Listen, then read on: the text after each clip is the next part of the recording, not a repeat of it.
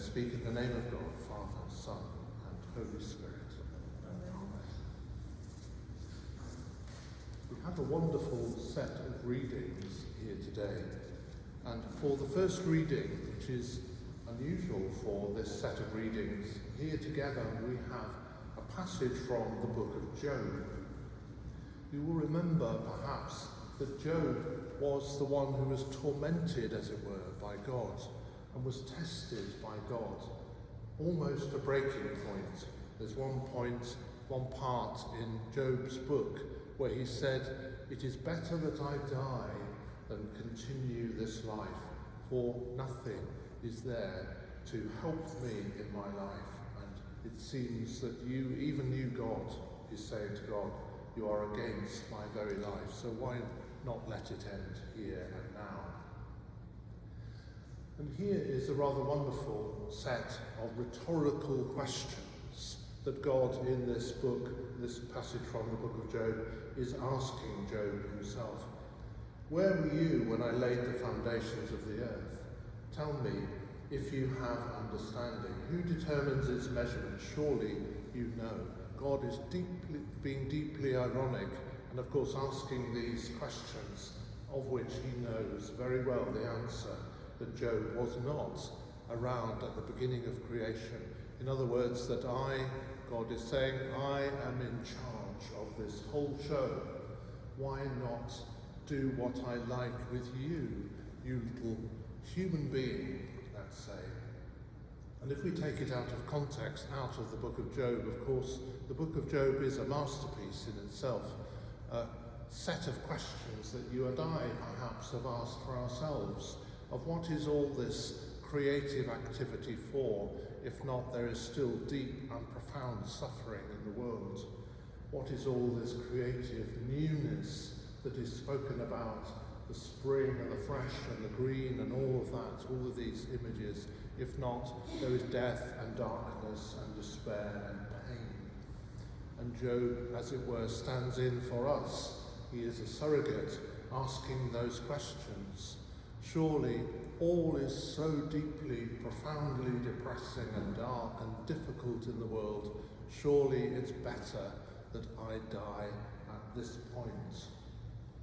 And of course, we know that in these questionings and in this profound argument which Job has with God is to be found salvation in the end, because God relents and recognizes the power of Job's presence in himself, and that he knows his own poverty and that only God can fill it with his creative love. The response that we have, and we've sung just a few moments ago from the psalm, "Oh, give thanks to the Lord, for his love endures forever." This theme runs through the rest of the readings. As St. Paul is writing to the people of Corinth, there have been deep divisions and difficulties within that church. And Paul is saying, come on, all of us have suffered enormous hardships. Let us open our hearts to one another and stop tearing yourselves apart, which is what was happening. The church was in the process of tearing itself apart. We have spoken frankly to you, Paul says to the Corinthians. Our heart is wide open to you. And Paul, in the only way that St. Paul can do, he convinces them, of course, that there is no restriction in his affections, he's saying, but only in yours. Therefore, open your hearts, if not to me, then to God. And so here then is a theme developing, as you can see it, the turbulence of the world, the uncertainty of God's creation. Who is in charge of this show? We might summarize it in shorthand. What on earth is going on? Who is God? Is God actually in control of this whole stuff? And we know that St. Mark, as we are reading his gospel passages, as it were, comes to our rescue, because he shows the shape and the pattern of God's purposes. A little while ago, a few weeks ago, we thought about Jesus' own family and the concern that they had for Jesus had actually thought perhaps it was true, as some people were saying, Jesus has gone completely bonkers. He is out of his mind. He doesn't know what he's doing. And of course, the rhythm of Mark's Gospel, moving at a pace quite rapidly through the different parts of Jesus' life, moves us to this point of the calming of the storm as a kind of bridge section. We've moved from the family concern and then the parables, which we heard about last week, about the mustard seed particularly. This calming of the storm episode happens as a kind of bridge between the parables and the explaining of the parables to the disciples, and then some profound moments of healing and of God's power being shown.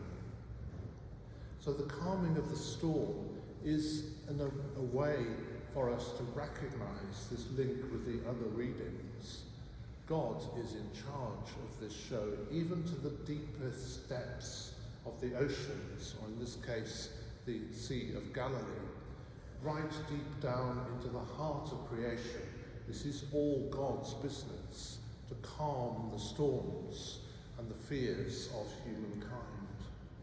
So here then is this bridging moment with the disciples who, at the end of this section, of this calming of the storm section,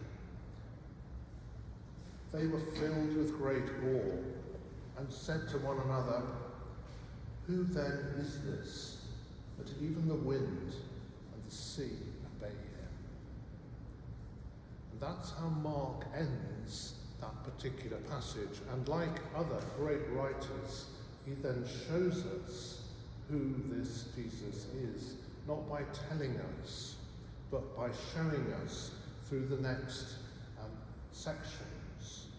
Next week we're going to hear about the woman with the hemorrhage who touched the hem of the cloak of Jesus, and Jesus knew somehow that power had gone out from him. We'll leave that story to next week. But also in between this calming of the storm and the woman being healed in that way is the famous story of what's called the Gerasene demoniac, where the demons came out of the person and they were put into the pigs who then run over the cliff.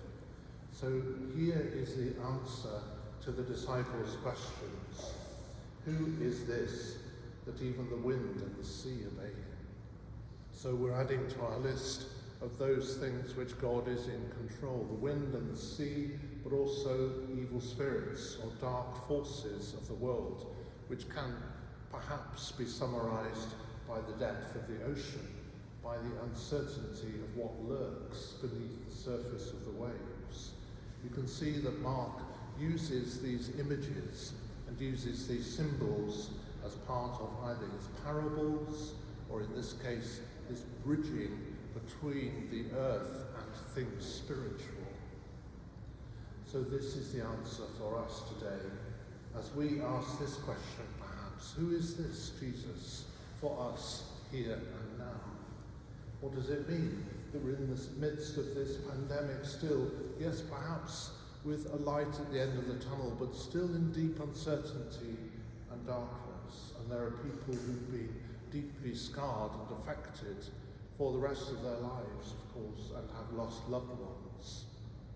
We are tempted to say, as Job did in his great and famous speeches to God, is it not better that we all let go and die? Because surely where is the hope and faith in all of this?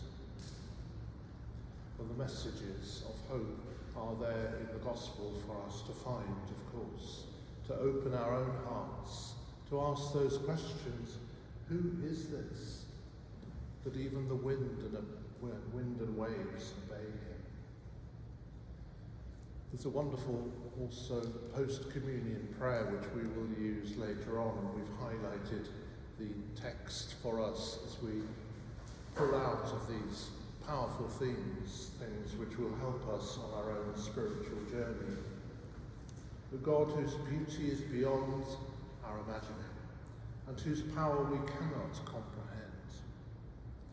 show us your glory as far as we can grasp it, and shield us from knowing more than we can bear, until we may look upon you without fear. This then is the set of readings which we have today. We have Job, we have Paul wrestling with the uncertainties of the created order. We have Jesus himself as Lord of creation, as the Son of God, and there is the answer to our longings. The question which we can ask ourselves often: who then is this Christ at this time, at this moment, as we make this Eucharist together of thanksgiving? Who is this Christ to you and to me, who is amongst us, not aloof, but is one there, as it were, in this metaphorical boat with us, journeying with us, attentive to our fears and our uncertainties, and always bringing healing and peace. From the 3rd verse of the psalm: Then they cried to the Lord in their need, and he rescued them from their distress. God stilled the storm to a whisper, all the waves of the sea